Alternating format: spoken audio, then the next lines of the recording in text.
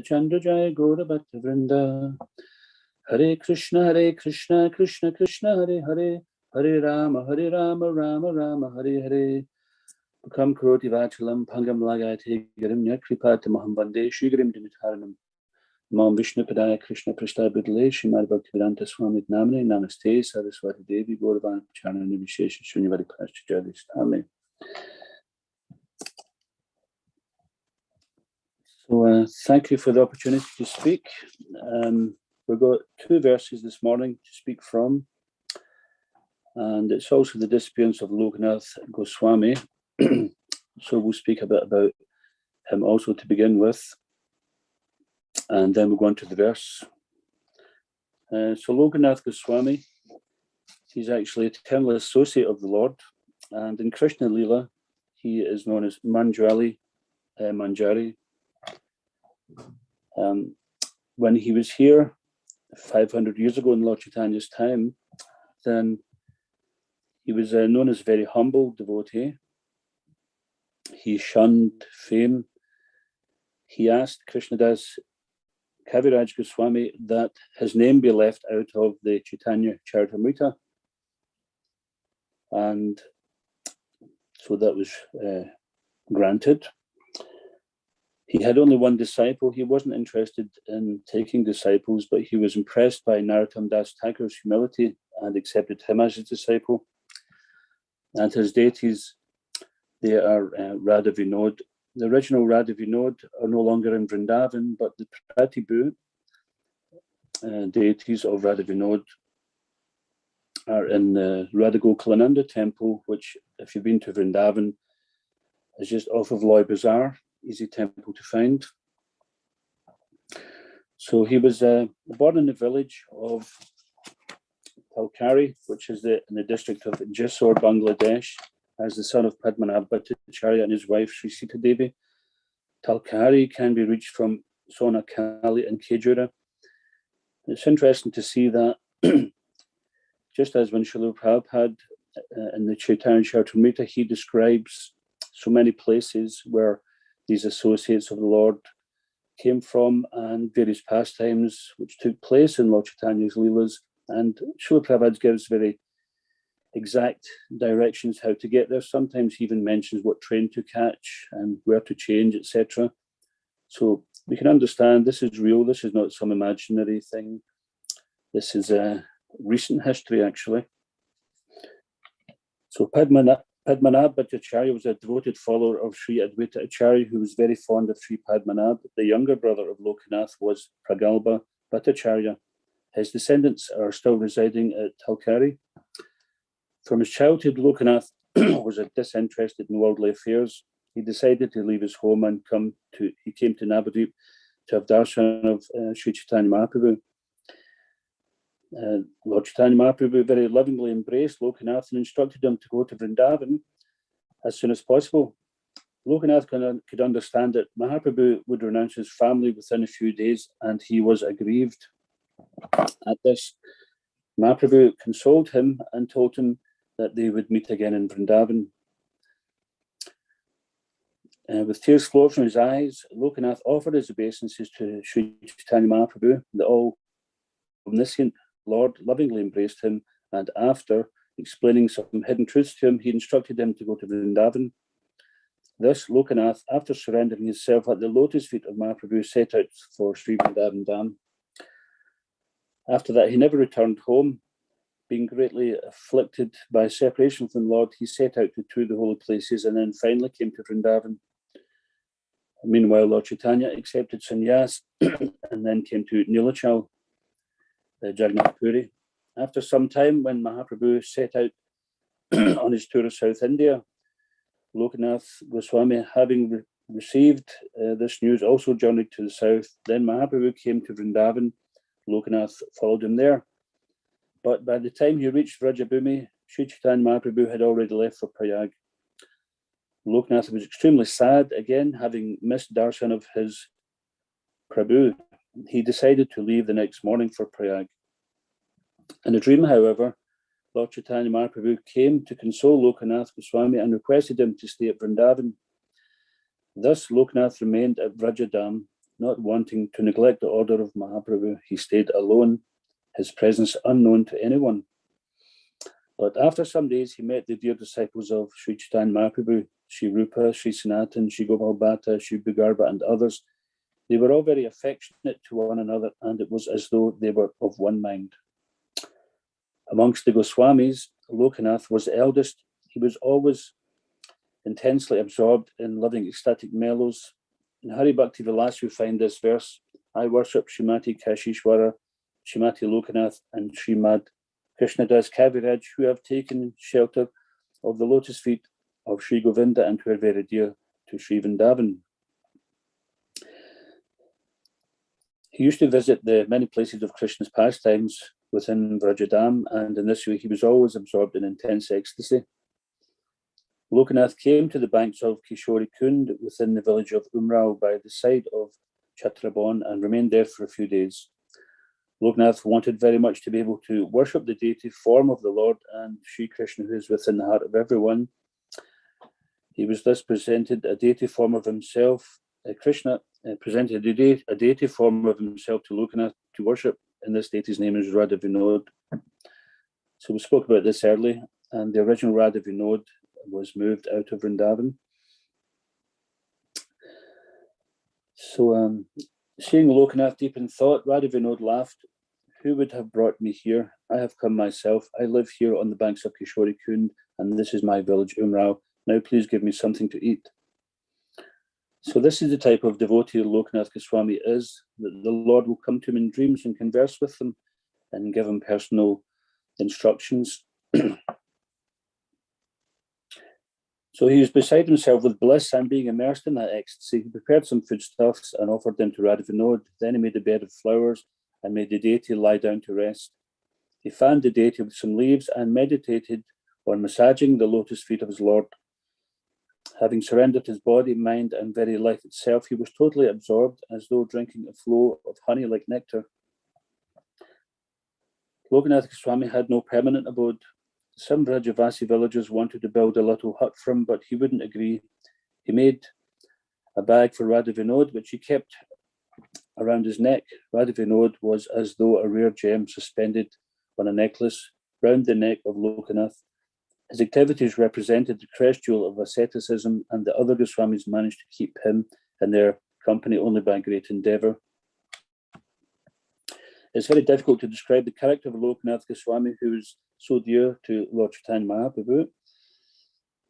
When Lord Chaitanya and some of the other Goswamis began their pastimes of disappearance, Lokanath maintained his life only due to the desire of Lord Chaitanya. Sri Lokanath Goswami initiated Narottam Das Thakur Mahashai in the Divine Mantra. There's no mention anywhere of any other disciple of his. It is not possible to describe the care which Narottam Thakur served as Guru. Early in the morning, he would clean the place where his Guru Maharaj had passed through. Lokanath Goswami, having become quite advanced in years, entered into his eternal pastimes while residing at Kadir, Bon, or Koiragram. There's a large lake there called Sri Yugala Kund, on the banks of which his samadhi has been established. His worshipful deities, Sri Radha Vinod, are at present being worshipped in Jaipur, Rajasthan. His Pushpa Samadhi is within the courtyard of Sri Gokulananda Mandir. Now it's interesting that there are some remnants of Lokanath Goswami in our daily life, like the some of the prayers which we chant. If I remember correctly, this Guru Vandana is by Lokanath. When we say Lokanath Lokarya Jivana, then the Lokanath actually refers to Lokanath Goswami. And had it not been for his request to stay out of the limelight, then we would have known a lot more about him, but this is his humility. So it's said that Srila Krishnadas Kaviraj Goswami approached Lokanath Goswami for his blessings and any information that he might be able to supply in order that he might satisfactorily compose Sri Chaitanya Charitamrita. Lokanath Goswami forbade Kaviraj Goswami to mention his name or describe anything about him. In order to honour the request of this great Vaishnava, he therefore didn't write anything about him. His disappearance is on the 8th day of the bright fortnight of the month of Shravan, which is today. Narottam Das Thakur Mahashaya has prayed at the lotus feet of his Guru as follows. O my Lord Lokanath, please keep me at your feet, and if it please you, please let your glance of mercy fall upon me. I have a great longing that my mind's desire might be fulfilled. Wherever one gets the association of Lord Chaitanya, there also he gets the association of Shri Radha Krishna. If you're not merciful to me, then who will be this time? Please fulfill my mind's desires. In the three worlds, I have no one other than you. Please keep me near your lotus feet, where I might hear day and night. Where I met you, the desire of Narottam Das cannot be fulfilled. Sri Lokanath Goswami Prabhu Ki. So, now we can actually chant the verse. Today's verse is from Sri Chaitanya Charitamrita Madhya-lila, chapter 6, two verses, verse 243 and 244. So I'll just do this myself. Gopinathacharya Balayami Purviye Kahila Shuna Bhattacharya Tomara Seita Haila. Gopinathacharya reminded Sarvabhauma Bhattacharya, my dear Bhattacharya, what I foretold to you has now taken place. And there's no purport to that one. So we'll go on to the next one, which is Gopinathacharya Bali Ami Purviye Kahila Shuni Bhattacharya Tomara Seita Haila. So that was verse 244. I'll just go back and read 243. Eislokera Arta Shanaila Karya Vishtara Shuni Bhattacharya Mani Haila Chamatkara. The translation to that one is Sri Chaitanya Mahaprabhu very elaborately explained the Harinama verse of the Brihan Naradiya Purana, and Sarvabhauma Bhattacharya was struck with wonder to hear his explanation. And then that verse, Gopinathacharya Bali Ami Purviye Kahila Shuna Bhattacharya Tomara Seita Haila. Gopinathacharya reminded Sarvabhauma Bhattacharya, my dear Bhattacharya, what I foretold to you has now taken place. And Srila Prabhupada's purport. Previously, Gopinathacharya had informed Sarvabhauma Bhattacharya that when he would be blessed by the Lord, he would thoroughly understand the transcendental process of devotional service. This prediction was now fulfilled. The Bhattacharya was fully converted to the cult of Vaishnavism, and he was following the principles automatically, without being pressured. In Bhagavad Gita 240, it is therefore said, Swalpam apyasya dharmasya trayate mahato bayat. Simply by performing a little devotional service, one can escape the greatest danger. Sarvabhauma Bhattacharya had been in the greatest danger because he had adhered to Mayavad philosophy. Somehow or other, he came into contact with Lord Sri Chaitanya Mahaprabhu and became a perfect devotee. In this way, he was saved from the great fall down of impersonalism.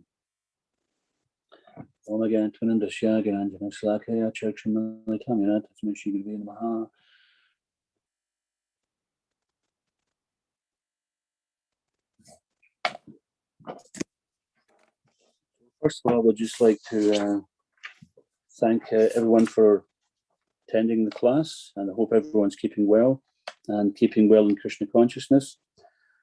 So one of the few important points can be taken from these verses and from this purport of Srila Prabhupada is this Mayavadi philosophy is a very dangerous situation for the living entity to be in. Srila Prabhupada referred to impersonal liberation as spiritual suicide. So just like we have suicide for the body, if life becomes too troublesome, sometimes people take their life thinking it's going to be improvement, at least because they're so disturbed in life or they're so despondent. And Srila Prabhupada also mentions that when one becomes frustrated with life, then they want to give up being a person. But to enter into the Brahmajyoti is not actually the solution, just as material suicide is not a solution. It's only a temporary, another temporary situation, which is not natural for the soul. The soul by nature is active, not inactive, so they cannot remain there. So Srila Prabhupada mentions that just as the astronauts go into outer space and they have to come back to Earth again because they have no resting place. So similarly, when the living entity, after so much trouble, finally achieves impersonal liberation, then because they have no resting place, they have to come back down to Earth. And then we see sometimes some so-called great swamis and sannyasis, they perform altruistic activities because they cannot remain in the inactive state. They cannot remain in the active state. Srila Prabhupada refers to this impersonal liberation or this Mayavad philosophy as the last snare of Maya. So this, even sometimes the Mayavadis will worship the deity and they'll chant the holy name, but their intention is not devotional service. Their intention is that I worship the deity so that I can be elevated and I'll chant this mantra so I can be elevated, and then we don't need it because I've become God. So this is their intention behind it all. And so simply they use the spiritual master or deity worship like a ladder to get to. It's like when you use a ladder to perhaps get on top of a roof and then you kick the ladder away, then that's quite foolish, really, because then you have to come back down. You can't stay on the roof forever. So this impersonalism is very hard-hearted.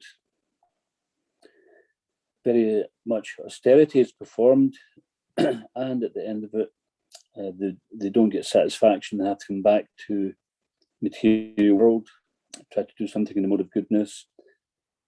And if they meet a devotee, then they can get actual liberation. So when the living entity comes into the material world, they come here to enjoy separately from Krishna. And the epitome of enjoying separately from Krishna is that they want to be God. So everyone in the material world is competing to be God. Someone gets some wealth or some position, and someone wants to take that wealth off them so they can enjoy it. This is the modus operandi of the living entity in the material world, is envy. Let me take this from you so I can have it. I see that you've got something that I want, so let me have it and let you not have it. Let me be the big dog. So our intention is to try to compete with Krishna as being an enjoyer in the material world, but simply become seven of our senses. And the epitome of that is that we merge with God, we become one with God, we think we're God. So therefore it's known as the last snare of Maya. It's still a trap. And another dangerous situation to be in is to fall into the animal species of life once again. So Krishna mentions in Bhagavad Gita 240, Neha Bhiktamuna Sosti, Pratabhavani Vidyute, Swapamapashya Dharmasya Mahati, Trayati Mahado Bhayat. So there a little advancement in this path of devotional service frees one from the most dangerous situation. And it's mentioned that most dangerous situation is to fall down again into the material world. So there's no endeavor. We shouldn't think that, well, I don't think I'm going to be perfect in this life. It's too difficult, whatever. We cannot underestimate the power of devotional service. Devotional service is so powerful because it's not different from Krishna. As we engage in devotional service, we're burning up our sinful reactions accumulated for many, many births. And we're re-establishing our original connection with Krishna, which is far more advanced situation than impersonal liberation. And even a little advancement on this path, Krishna explains, can protect one from the most dangerous type of fear. So we shouldn't underestimate our own connection with Krishna, our own service. And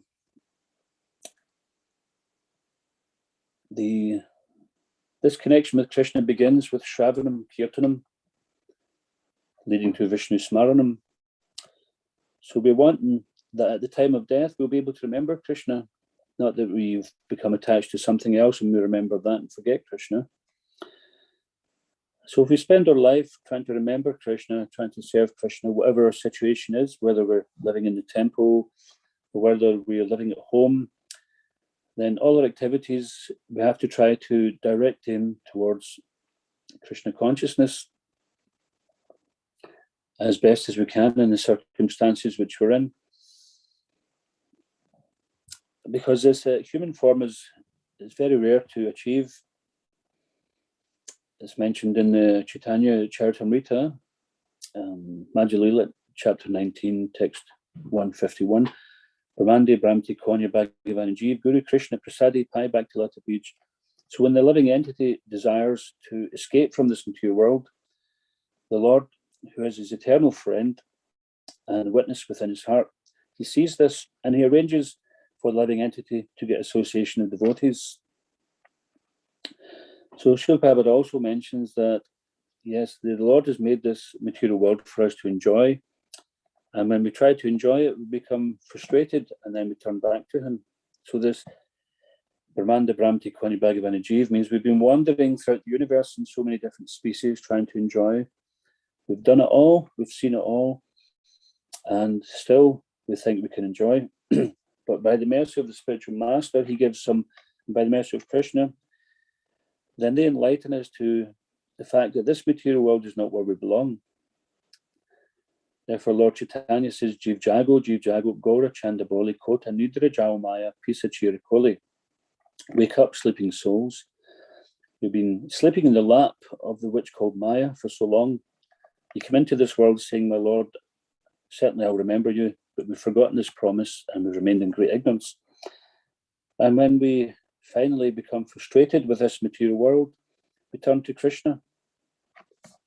So many years ago when I was working, there was an old man who I was working with, and he was talking about his belief.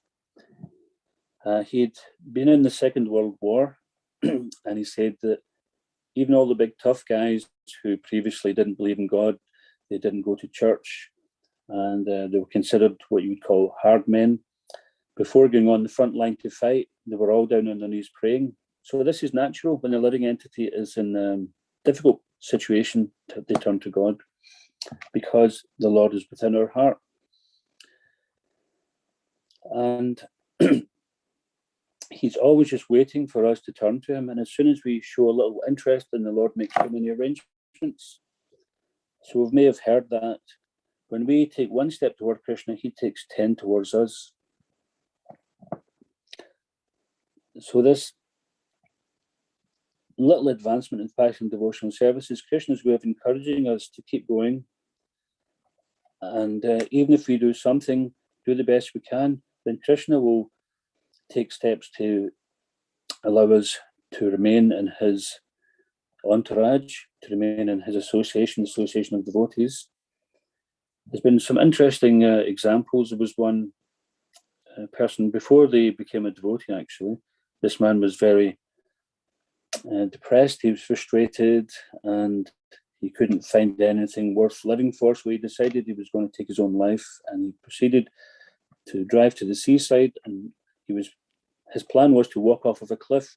So as he was walking toward the cliff with the intention of just walking off the end of it, he felt something. It was quite windy, as it often is at the seaside, and he felt something touch his leg, the bottom of his leg, and he looked down and he seen it was a torn page of a magazine.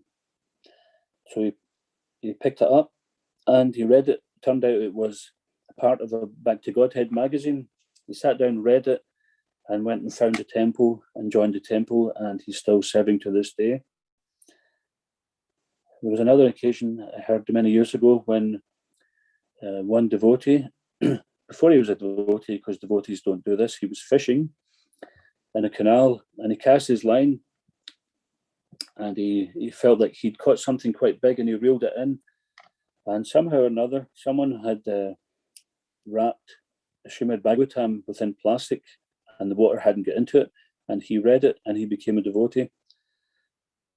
So Krishna will make so many arrangements, but at the same time Krishna won't interfere with our free will.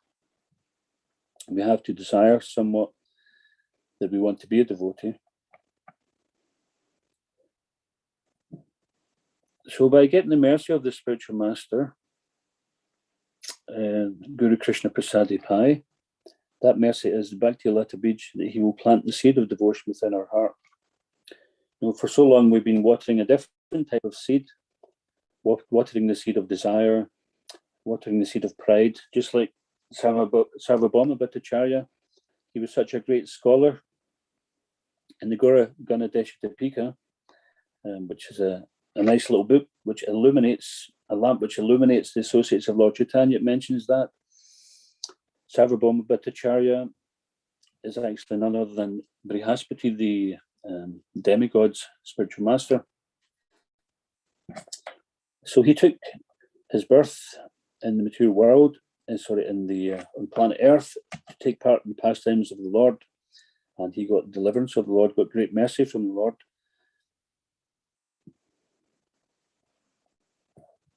But he was known as the greatest scholar of the day.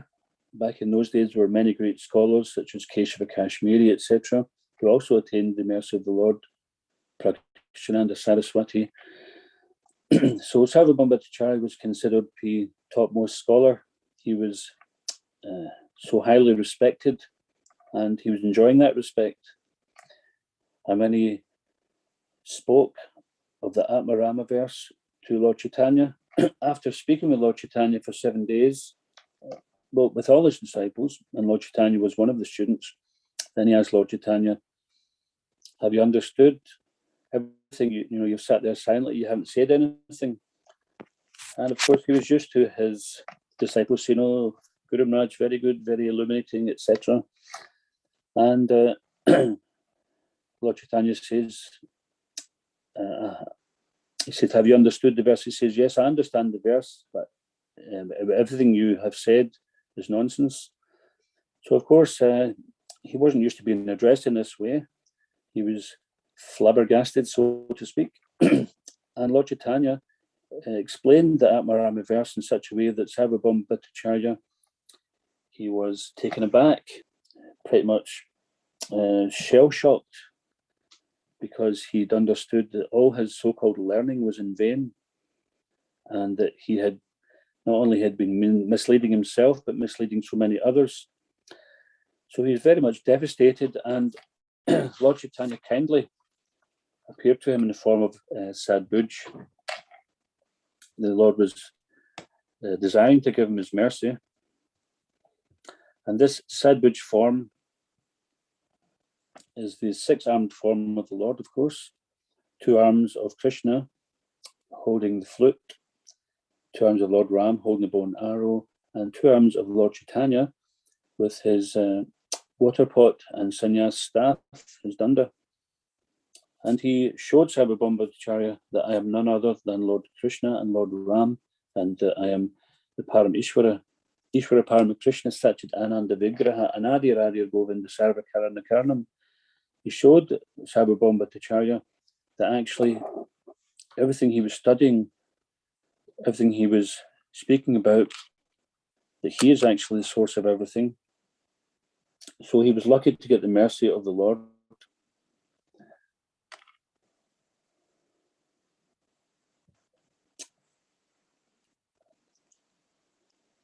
And although his world suddenly collapsed, Lord Chaitanya bestowed this mercy by showing his Sadbuj form to him. And we see in this purport that he became a perfect devotee. He didn't have to try. He was already in very good standing. So he was eligible in so many ways. So this mercy is like a parent. First of all, he takes away something which is harmful to him. This personal philosophy which he was propounding was very harmful to him and others. And then, just like if a child's playing with some broken glass, the parent takes that away and replaces it with something more valuable, like a proper jewel. So the Lord, he takes away something which is dangerous for us, and then and which is of no value, and he replaces it by giving shelter and giving real meaning to life.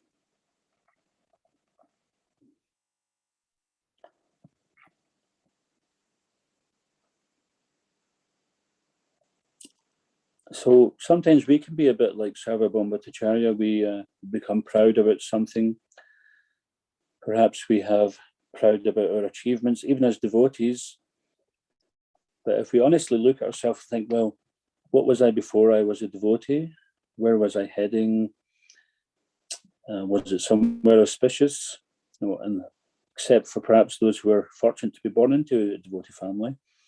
But many of us, we look at our past and we realize what we were doing wasn't very auspicious. It wasn't leading to a very auspicious conclusion.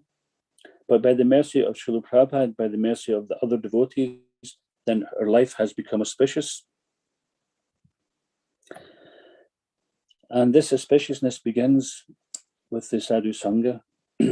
When we desire to be extricated from this material world we have some questions as to why are we here, what is life about, what's the purpose of life. And Krishna gives us association of devotees. And we come across Srila Prabhupada's books. This is also association of devotees. Prabhupada says we should seek out the association of a pure devotee or devotees. So certainly we can see in Srila Prabhupada's books, we see what is the standard of a pure devotee. But it's not that we should only think, well, I'm only going to associate with pure devotees. Because Prabhupada also says that we don't know who's next to us. It could be Narada Muni. So we shouldn't treat each other with familiarity, because familiarity breeds contempt, and we should never become contemptuous towards devotees. If we're feeling like that, then that's pride, and they say pride comes before a fall. So this verse, Trinadapi Sanechana, Tarorapi Sesnana, Amanina Manadena, Kirtni Stahari. One should chant the holy name of the Lord in a humble state of mind, thinking oneself Lord and straw in the street. One should be more tolerant in the tree, devoid of all sense of false prestige, and should be ready to offer all respects unto others. So in such a state of mind, one can chant the holy name of the Lord constantly. So every day we have to be trying to cultivate that state of mind so that we can continue to chant. If we want to stay in the association of devotees and gain the mercy of Krishna, continue to get the mercy of Krishna, then we have to learn to give up our pride. And Sarvabhauma Bhattacharya, he was so fortunate that immediately he gave up his pride and he became a great devotee. Prior to that, he was thinking that the devotees were sentimentalists. He wouldn't take them seriously. But then when he realized that there was great meaning and this was the real life, then he became a great devotee in spreading Krishna meaning, and this was the real life. Then he became a great devotee in spreading Krishna consciousness. So Prabhupada also mentioned that if we have some ability or some quality, some talent, without Krishna it's just so many zeros. But when we put Krishna there, then it becomes 10, 100, 1,000, a million. So when Krishna is there, then everything has great value, and Krishna is not there. It doesn't matter what we have, it has no value. It can be taken away any time. But for a devotee, if something's taken away, we still have Krishna, because we're not depending on external circumstances, external conditions. We're depending on Krishna. So of course, in our practice of devotional service, our practice of hearing, chanting, offering our food, reading books, associating with devotees, and engaging in devotional service, then we have to act as if everything depends on us, but we know that everything depends on Krishna, because Krishna is the sanctioning agent. So in the previous verses to this, then the Harinama Eva Kevalam verse was discussed, and the chanting, it was mentioned that chanting is the most important aspect of devotional service, and other aspects serve to enhance that. Bhaktivedanta Thakur mentions that in the material world there's only two things of any substance, and that is the jiva and the holy name. So everything else there is to serve that purpose of the jiva connecting with the Lord through the holy name, because through the holy name, the Lord's form, pastimes, etc., will be revealed. And because there's no difference, also mentioned in the verse was this cult of Vaishnavism. So cult can be considered to be culture, or to cultivate. So we have to cultivate our devotional service by regular practice. So this Bhakti Lata Bij, or the seed of the creeper of devotional service, which is implanted in our heart by the spiritual master, by hearing and chanting, we water that every day. So if we're trying to grow something, then we don't not water it for a few days and then think, oh, I forgot to water it, I better throw a whole bucket of water on it. But regular, if we're chanting 1 round a day, if that's our level, then we keep that going and make a plan to increase that to 2 rounds a day. If we're chanting 4 rounds a day, we keep doing that, we don't go below that. So this is regular practice of devotional service. Even in the beginning, it might seem mechanical, so it's not that Lord Chaitanya Mahaprabhu has appeared to each and every individual one of us as Sadbuj in our living room. We're not that fortunate, but we're hearing about these pastimes, so that means the Lord is appearing in our heart and in our mind because he's making himself available to us through these devotees and their pastimes with him. So by regular hearing and chanting, it's mentioned that all that is inauspicious within the heart will gradually be destroyed to zero, and all that will remain is loving devotional service. So we have to continue to water the seed of bhakti, starting with Shravanam Kirtanam, and try to find some service and try to make that service favourable. So in the beginning, we may be thinking, this is troublesome, this is difficult, finding time to chant, finding time to read. It may be, but if we give that time, then we're overcoming the mind. We'd like to be transcendental to the mind, but by engaging in the process of devotional service, we are transcending the mind. It's just a matter of time before we'll see that, where the mind becomes our friend. So when the mind says, oh, don't bother chanting today, or don't bother being attentive, just think of something else which is more important, then we ignore the mind, we keep bringing the mind back. Krishna explains that in Bhagavad Gita, wherever the mind wanders, bring it back under the control of the higher self. So that higher self is intelligence and our attention to hearing the holy name. And everything is coming from the holy name. When we're attentive to our chanting and hearing and chanting, then we'll be attentive to our service. We'll be attentive to the association of devotees. So it's important that we continue in devotional service even when it's difficult, because Prabhupada says that devotional service begins when things are difficult. When things are easy, then anyone can do it. But we don't want to just be a fair weather friend to Krishna. We want to be his devotee. So when things are difficult, then we have to muster up some devotion so that we can continue with our hearing and chanting and service, and continue to try to offer respect to the devotees. There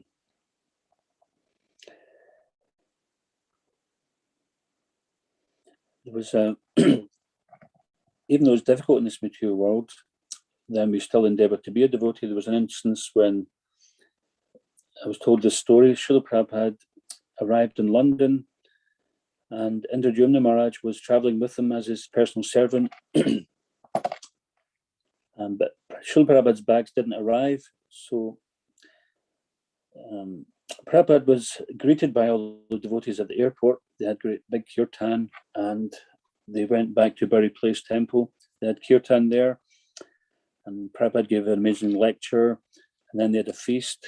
But meanwhile, Indradyumna Maharaj had to stay behind in the airport to collect Srila Prabhupada's bags, and he was feeling quite bad that he didn't get to attend Prabhupada's address, lecture, and be there with the devotees in the kirtan and be with Prabhupada. So finally, Srila Prabhupada's bags arrived, and Indradyumna Maharaj took them to Bury Place, and I believe Srila Prabhupada's room was at the top of the building. He climbed up the stairs with the bags, and it was late at night by the time I arrived, and Prabhupada was still awake. And he came in and he paid his obeisances and left Prabhupada's bags there. And Prabhupada could see that he wasn't exactly fired up at that time, having missed all the festivities. And Srila Prabhupada walked over to him as he was paying his obeisances, and as he was getting up, then he slapped him on the back and he said, in the material world, it's very difficult to be a devotee. But when you go back to Godhead, it's very easy because everyone's a devotee. So in this way, he got special mercy from Srila Prabhupada by his service. So sometimes we may be doing service thinking that, oh, I'm missing out on this or missing out on that. But Krishna sees it. So therefore, rather than try to enjoy Krishna consciousness, if we try to serve Krishna conscious movement, we will automatically enjoy it. We'll get a lot of blessings and we make advancement. We get the mercy of the spiritual master. We get the benefits of serving the spiritual master.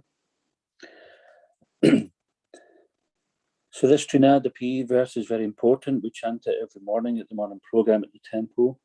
And it's a meditation, that's why it's there. It's a meditation for our daily activity. And we see every day we have the opportunity to be more tolerant and straw in the street because we have to tolerate things, we have to tolerate the body, the mind, other people.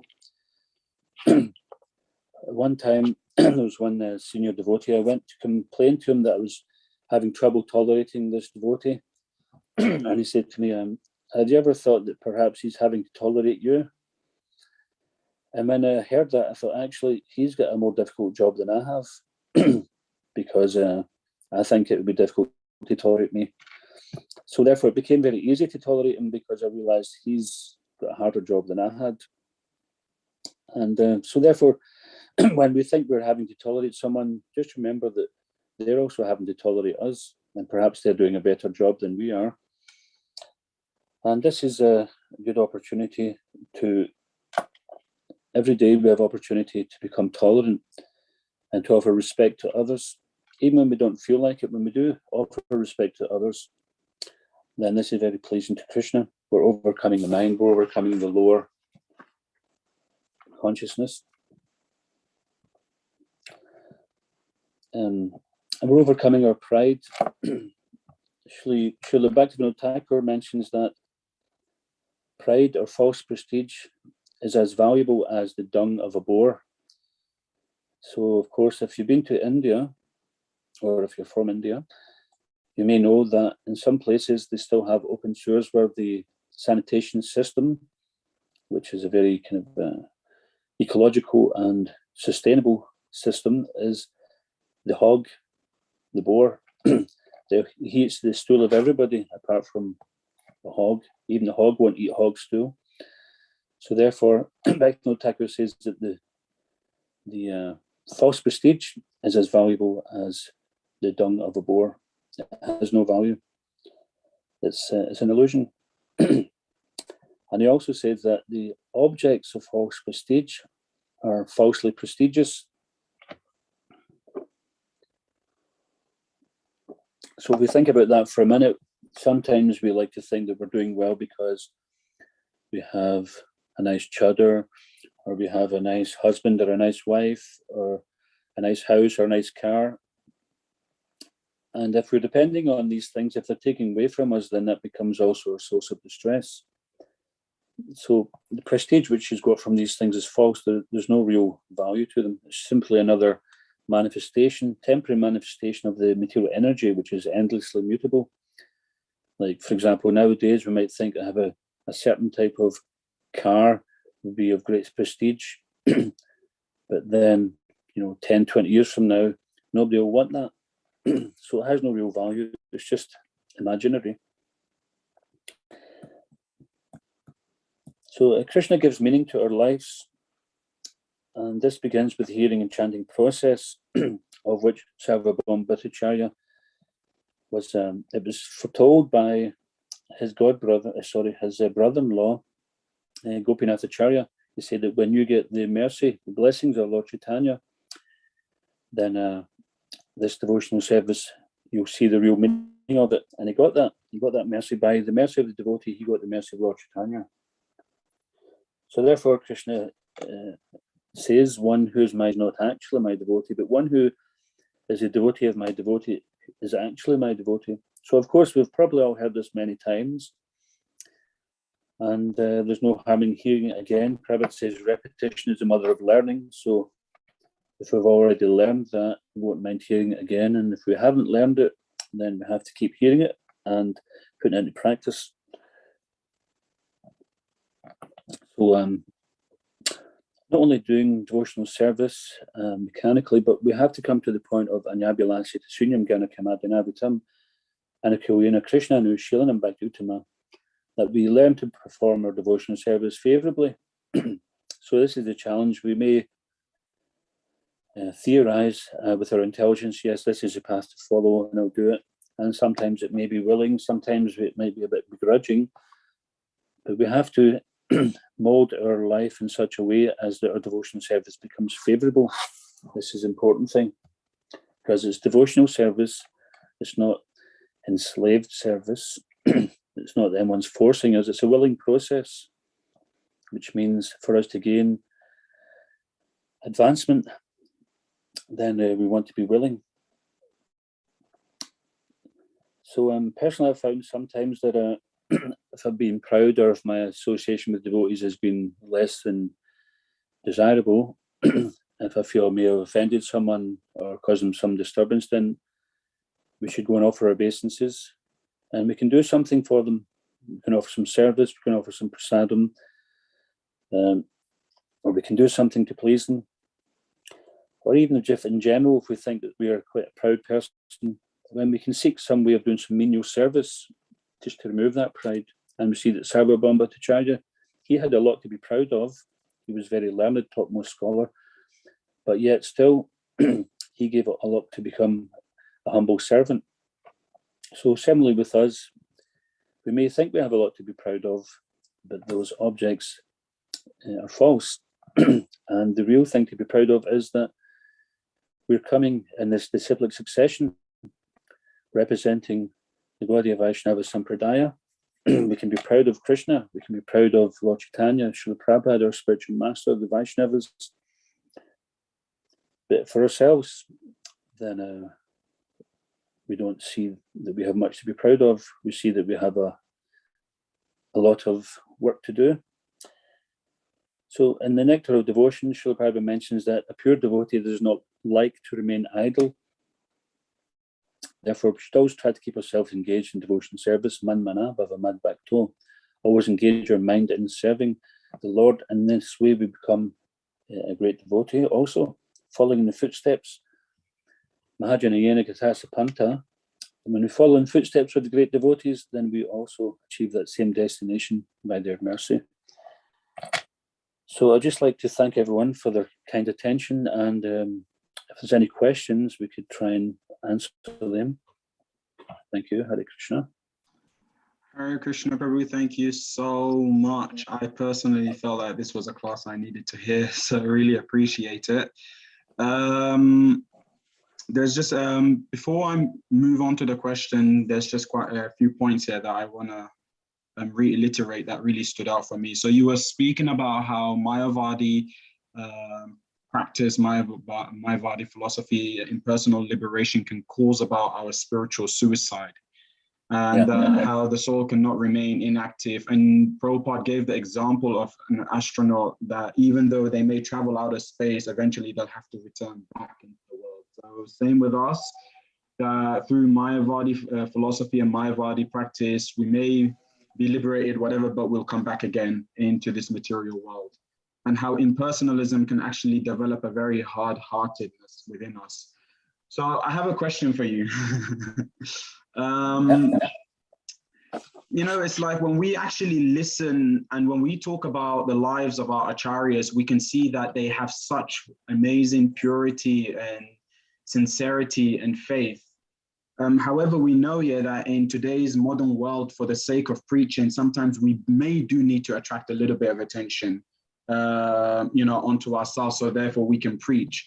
But how do we ensure that whatever attention we're getting, at the same time, we can also sustain our own purity and our own humility, and somehow along the track, we don't get lost in the limelight. We don't get lost in all the glorification and people praising us? How can we keep that purity and that faith consistent, and really give everything to Prabhupada instead of ourselves? Yeah, I think the answer is in your question, that you're already aware that that can be a problem. And Prabhupada did mention that even though there are men like Hogs and Dogs criticize this movement, the devotees of the International Society for Krishna Consciousness will carry on the responsible work, taking all sorts of risks to preach Krishna consciousness. So we take some risks, and we have to remind ourselves why we're doing it. So, like you were saying, we're doing it for preaching purposes. So we're not doing it for self. If it becomes something else, then that's a danger, of course. And danger is already there. But if we keep reminding ourselves why we're doing it, and praying to the Lord for His mercy to protect us, that we don't become influenced by fame, because this is also a very good point you brought up. This is known as subtle sex life: name, fame, distinction, adoration, and gain. So if we become attached to these things, then ultimately the subtle will lead to the gross. And even if it doesn't, it's a distraction. So we have to just remain fixed in our intention why we're doing this. If we become a famous person, use that fame for Krishna. Just like our dear old friend who we never met, George Harrison. He was very famous, and at one point he was willing to surrender, shave up, and be an ashram devotee. And Prabhupada told him, no, use your fame to spread Krishna consciousness. So similarly, we can do the same. And that fame may be there today, it may be infamy tomorrow. So can we handle the infamy as well? We sometimes forget this Tamstatik Shashwabharata refers to Sukha and Dukkha. We want to tolerate the distress or the infamy. We want to know how to tolerate the negative aspects of the material world. But when the enjoying aspects comes, we think we don't have to tolerate that, we just enjoy. But actually, it's equally or even more so important and more difficult to tolerate happiness than it is distress, which means we stay fixed in our consciousness. We don't think, oh, this fame's come for me to enjoy now. No. So whatever we have, we use it in Krishna's service. And to continue to stay safe, then keep in the association of devotees who will keep your feet on the ground and do some menial service. But we don't have to do menial service ostentatiously. It's like, check me out, I'm washing the toilets. I'm so humble. I'm the best at being humble. I'm more humble than everybody. No, we should do it even sometimes without anybody knowing, just for the satisfaction and the pleasure of the devotees. Is that okay? Yeah, if anyone else has a question, please do let me know. But I also want to follow up with another question in terms of that, actually. You were mentioning about the importance of, having the association, sadhu sangha. So my question is that, okay, there's false humility. Other than false humility, there's also the false ego, that we sometimes come into Krishna consciousness with a lot of anarthas and a lot of limiting beliefs. And so sometimes we may feel we're not deserving of association. We may feel like, we can't really connect with devotees, or the devotees do not understand us. So then that can actually get in the way of revealing one's heart, being able to be open, being able to give a gift, and all these, to be able to develop that deep bond with devotees that's needed in order to help our advancement and for us to be able to contribute to their lives. So how do we also tackle this? How do we tackle that limiting conditions that we may have within ourselves? So therefore, we don't project something false onto devotees and, potentially impede our own spiritual life. Yeah, so feeling we don't deserve the association with devotees is a good thing. That's humility, and that's good. But still, we may feel we don't deserve it, but we've got the mercy, therefore we can be grateful. So it's not that we become despondent, we become enthusiastic. We think, well, I'm certainly such a rascal, and I'm quite happy to speak about my rascal Leela at the drop of a hat. So, but I don't deserve this association of devotees. Everyone is actually a great devotee. So this is a nice thing. The devotee thinks everyone else is a devotee except for them. someone who's proud thinks everyone else is a fool except for me. I'm the only devotee around here. So that's pride. So, but also regarding understanding, if we think people don't understand us, then we can try to explain ourselves a bit better. Also, it may be that they do understand us, and we just have a different concept of who we are as to how others see us. Atmanam Dayate Jagat, that we see the world through our own false ego, and we don't necessarily see ourselves as others see us. There's a Scottish poet, famous Scottish poet, Rabbie Burns. He said that if God would give us a gift to see us as others see us, the world would be a better place. So I don't know if you understood that, but if God would give us the gift to see ourselves as others see us, the world would be a better place. So to seek to understand also, as opposed to simply trying to be understood. If we try to understand others, then we may realize that perhaps they do understand us better. So two ways: we can do simultaneously. We can try to understand others better, just like if we find it difficult tolerating someone, remember that they have to tolerate us, and they also may be feeling that we don't understand them. So seek to understand. This is a good way to cultivate a relationship with devotees, to try to understand them better.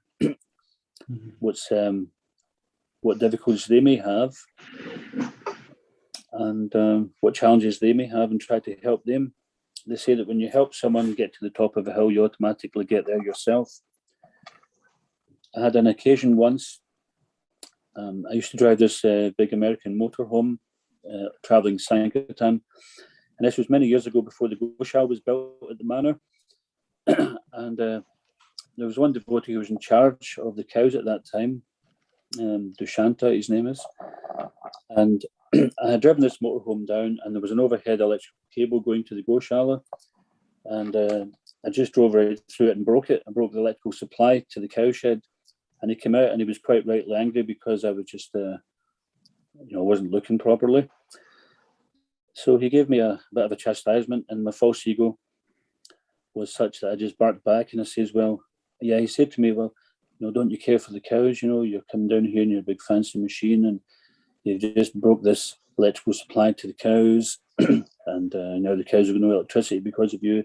I said, well, if you're so concerned, why didn't you put it under the ground in the first place? It's an accident waiting to happen. So this was kind of an argument went on, and then we kind of parted in a very bad mood. And then later on, my spiritual master, I told him about it, and he says, you go back to that devotee and apologise. He says, because he was right. You should have watched where you were going. You've disturbed his service. You've disturbed the cows. So you're going to apologise and mean it. So I did. I sought him out, and I went to apologise to him. And immediately he changed. He says, no, you're right. That was an accident waiting to happen. We should have done something about it. So you find if you're approaching a certain way with humility, then you'll get that back out of people. But if we approach simply with pride, or we expect to be understood without trying to understand, then that might not cultivate the best relationship. And since that day, then that devotee and myself became very good friends, and had a lot of respect for each other, because we spoke our mind, and then we changed our mind, and we accepted each other's point of view. Anything else? Thank you so much. I've got so many questions, but yeah, I'll keep it to two more. And if anyone else has a question, great. Another question I have is just moving on to something else. So, sometimes it's very natural to turn to Krishna when we're going through struggles and difficulties and challenges in our life. But my recent realization is that Krishna is a person. And yes, he's happy for us to return to him when we're going through struggles and needs. But then it's also about cultivating a relationship with Krishna when things are good in our life.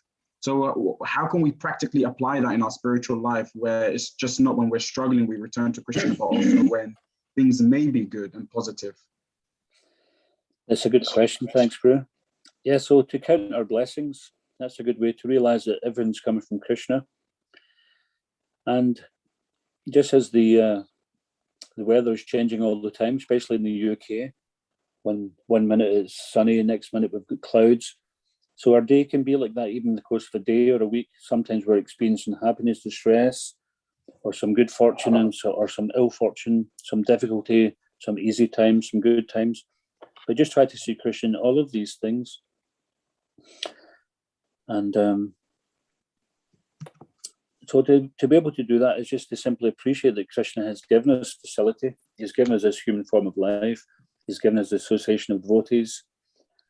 And he's given us devotional service. And so whatever good is there is simply by Krishna's mercy. So just to continue to try to take shelter of Krishna, knowing that these things are temporary. The perception of when times are good, we think, oh, this is great, it's going to last forever. Just like when you're a child, if you're in the fairground, you might be on some Ferris wheel or some kind of roundabout, and you're thinking, oh, this is great, I wish this could last forever. Or when we're having a great time, we think, I wish this would last forever. But it doesn't, because it's material. Everything which has a beginning has an end. So just remember, when times are good, that we just have to stay steady, not become elated by the good, and just remain fixed that this will pass, and in due course something challenging will come along and that will pass, and then something elating will come along and that will pass, and this keeps on going. So I hope that helps. No, thank you so much. I'm not gonna, maybe someone from the temple room. Does anyone have a question from the temple room? Yeah, great. Someone has a question from the temple room, great. Hare Krishna Prabhu. It's very relatable, especially when you're talking about impersonalism. I had a question. So what if we're still somewhat attracted to the impersonal aspect, and still kind of some kind of conditioning is still there? So how can I, what should someone who's still kind of conditioned by impersonal philosophy, what should they do to transition, and how can they overcome that? Okay, well, by taking the darshan of Shri Shri Radha Gokulananda and by taking the prasadam, just like the 4 Kumaras, they were already liberated. They weren't aspiring to be liberated, they were liberated in the impersonal concept. But when they took the Mahaprasadam in the form of Tulsi Manjaris, they became devotees. So you rightly did mention that it's a condition, and it is a condition which we want to become free from. So pray to the deities that you may become attracted to them beyond that other aspect of the Lord, which is the impersonal effulgence. So we may be attracted to that for some reason or other, because Prabhupada mentions that impersonalism is that we're afraid to be a person. We're afraid of personal exchanges. So create good association, good exchanges with devotees, and that becomes very relishable. Yeah, so I would say that pray to the deities, take the prasadam, and make good relationships with the devotees, and you'll become, because Krishna is all attractive, then whatever attractiveness is in the material world or in the Brahmajyoti is emanating from Krishna, just as the Brahmajyoti is emanating from Krishna. So Krishna is all attractive. There's nothing less attractive about Krishna. So just pray that we can become attracted to him more so than whatever else we're attracted to. Anyone else from the temple? Thank you so much, Prabhu, by the way. Anyone else, a question from the temple room? Priyojana Prabhu. Haribol Prabhu. Thank you. Hare Krishna Prabhu. Thank you, very, very nice, instructive class and guiding us. There's one thing that I found for the time I've been here. There's been many offenses, certainly on my part. And there are some people, maybe I've approached them and tried to get their forgiveness, but they haven't. And also there's the other aspect that if one offends the devotees, they may forgive you, but Krishna still remembers this thing. Can you make a comment on that? Because certainly over the period of time, I know each of those circumstances have happened, and can you tell me what to do? Maybe as to get over these certainly mistakes and misunderstandings, but also ignorance. Sure. So Krishna's in your heart and Krishna's in their heart. If you're sincerely seeking forgiveness for what you did, then Krishna within your heart will forgive you. And if they don't forgive you and you're sincerely looking for forgiveness, then that becomes their offense or that becomes their problem. Now, at the same time, sometimes we may do something or someone may do something to us where we can forgive them, but we won't forget because we don't want to be in a situation where we're treated in a certain way again. So we have the right to do that, but forgiveness also, if we want to forgive somebody, then it's us who benefit by forgiveness. Similarly for them, if we've offended somebody, then they benefit by forgiving because they're holding a grudge, means that they're holding themselves back. So we can pray that they can forgive us, pray to the deities. And it may mean also that we have to eat a bit of humble pie for some period of time if we've disturbed somebody to the point where they might forgive us but don't trust us. Then we have to earn that trust back. So that may take some time where we have to eat a bit of humble pie. And if we really want forgiveness, then we're prepared to do that. And even we can be prepared to tell the person, I know you might find it difficult to forgive me, but still, you know, I'm seeking your forgiveness. And any devotee would give their forgiveness. At the same time, it doesn't mean to say that they might want to associate with us. Similarly for ourselves, if we've been mistreated in some way by someone else, we may not want to put ourselves into their association because perhaps there's some personal differences where we think it may happen again. But we can offer some service. We can give that devotee prasadam, some special prasadam. We could find out perhaps if there's something we can do for them. Or if the person won't even speak with us, we could write a letter or speak to someone intermediary who could relay a message to them and say that we're really sorry we did what we did and we hope they can forgive us. So I hope that helps in some way.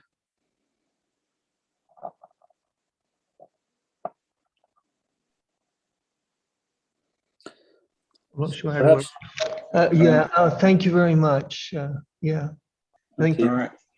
Perhaps Thank the you. price we have to Yeah. the price we have to pay is to offer some humble service, or even if they don't accept it, at least we're humbled by our past situation.